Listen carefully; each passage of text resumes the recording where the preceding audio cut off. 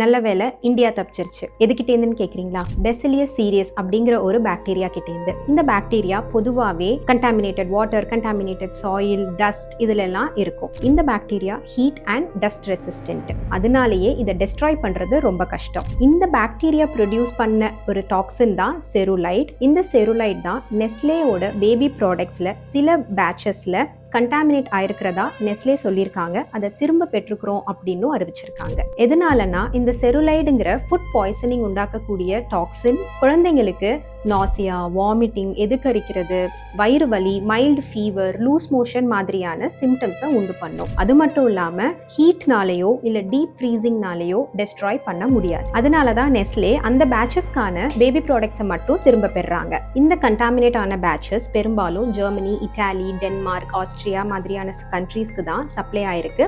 India அந்த லிஸ்ட்ல இல்ல. நெஸ்லே இந்தியா என்ன சொல்றாங்கன்னா, நம்ம எந்த ஒரு ப்ராடக்ட்டும் இம்போர்ட் பண்றதில்ல, இங்கே தான் லோக்கலா மேனுஃபேக்சர் பண்றோம். அது மட்டும் இல்லாம FSSAI அப்ரூவ் பண்ண ப்ராடக்ட்ஸ் தான் நம்ம இந்தியாவில் செல் பண்றோம். ஸோ இந்தியன்ஸ் சேஃப் அப்படின்னு சொல்லியிருக்காங்க. இல்லை இதுக்கப்புறமும் உங்களுக்கு ஆங்ஷியஸாக இருக்கு, தயக்கமாக இருக்கு அப்படின்னா உங்க பீடியாட்ரிஷியனையோ டயட்டீஷியனையோ கன்சல்ட் பண்ணி உங்க குழந்தைக்கான கரெக்டான ஆல்டர்னேட்டிவ் ப்ராடக்டை சூஸ் பண்ணுங்க. நீங்களா முடிவெடுத்து கடையில் போய் வேற ஒரு ப்ராடக்ட் சேஞ்ச் பண்ணாதீங்க. எந்தெந்த பேட்ச் நம்பர்ஸ் எல்லாம் நெஸ்லே திரும்ப பெறாங்கன்னு தெரிஞ்சுக்கணும்னா நான் என்னோட டிஸ்கிரிப்ஷன்ல லிங்க் கொடுக்குறேன், அதை பார்த்து தெரிஞ்சுக்கோங்க.